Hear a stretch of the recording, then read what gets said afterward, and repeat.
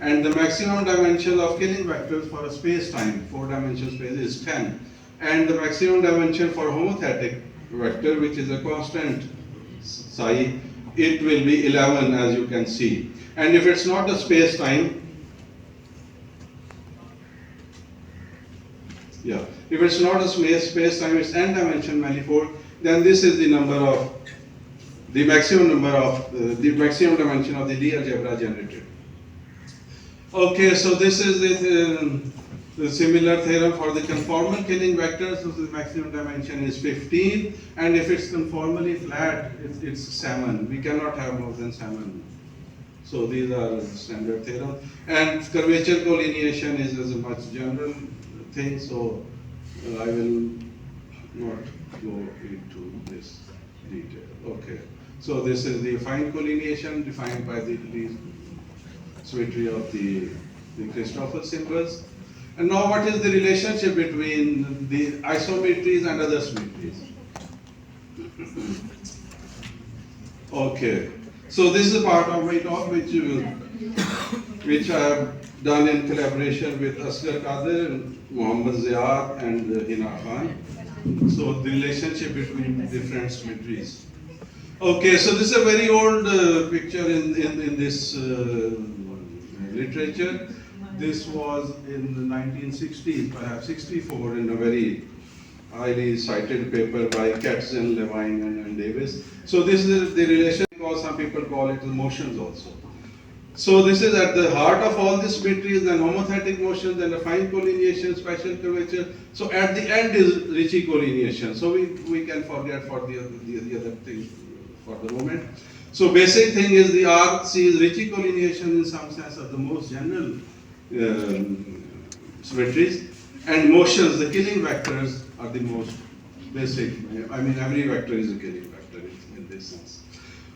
So you see, I defined matter collineation, but we don't see matter collineation in this diagram. So my main talk is what should be the place of matter collineation in this, if it is possible. And we've been trying this, and for the students sitting in the background, we have not succeeded so far. But I can tell you how we approached this problem and what we did, and up to what stage we were able to go. So at least this we know, that Killing vectors are subset of Ricci collineations and of matter collineations. So this is clear, obvious. Mathematically, the Ricci tensor and matter tensor are the same. Okay. So this is very clear that they are more general than the other ones. Okay. So how did we approach this problem? So our method was, we took this a general class of space-time matrix, for example, the cylindrical symmetric space-time, because we can construct different types of examples and cases in this. That is why we chose this field, and we tried to get all possible relationships between the metric. So this is the general form of the metric tensor, and at least these statements are true, that this is the basic definition of a static cylinder, and this is the algebra given by this, and these are the possible relationships. I told you the maximum dimension is 10.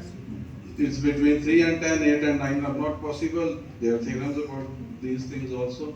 At least there are theorems about 9, but the situation is not clear about 8.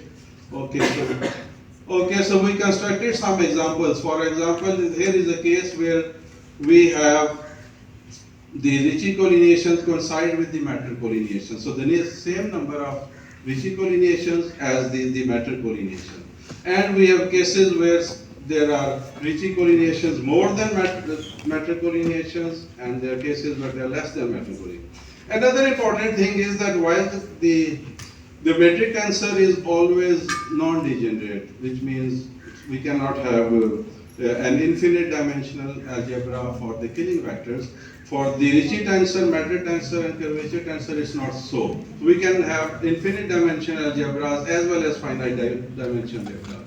So when we have, sorry.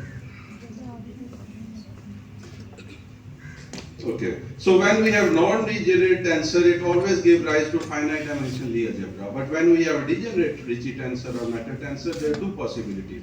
We can have infinite dimensional as well as finite dimensional algebra. So there's a large number of possibilities we can get from here. So some of this analysis can be put in this diagrammatic representation, so that there are some vectors which, okay, so the killing vector is always at the heart of RCs and MCs, so they are the basic vectors, okay. So we have found some RCs that are MCs also, and there are some RCs which are not MCs. Similarly, there are some metric collineations which are coincide with the Ricci collineation, but there are some metric collineations which do not coincide. If we tabulate all possibilities, and these are the all possible relationship between the two tensors, the matter tensor and the Ricci tensor. So if it's finite, it's always finite RC. Okay, no problem. We have found a case over here. So this means there is a possibility. And if it's degenerate, there are two possibilities, either finite or infinite. And these black things, means that they are okay. We have found such cases. And red means we have not been able to construct these cases. That is, if we have a degenerate matter tensor, and there are two possibilities. Now, if it is degenerate matter tensor and degenerate RCs, the question is, is there any space-time that satisfies this condition that we have degenerate MCs and degenerate RCs? So we have no answer to that. So this is still open. And similarly, there are two possibilities. The algebra will be finite or infinite. So far we don't have an answer to this. All other possibilities we have found. Okay, so they do exist. So similarly, we can. So these were two rank 2 tensors. Similar situation arises when we compare the rank 4 tensors. For example, the curvature tensor and the Weil tensor. And similar possibilities can be studied in the relationship of these two tensors also. We have constructed some examples, and again, I will not go into the application of symmetries. This is another subject, but just to summarize that what is the actual relationship between these two symmetries of the rank 2 and rank 4. So the question in some sense is still open. We don't know what is the exact and what is the, so what is the exact position of matter collineations in this very famous diagram in this literature on symmetries. So that's all. Thank you very much.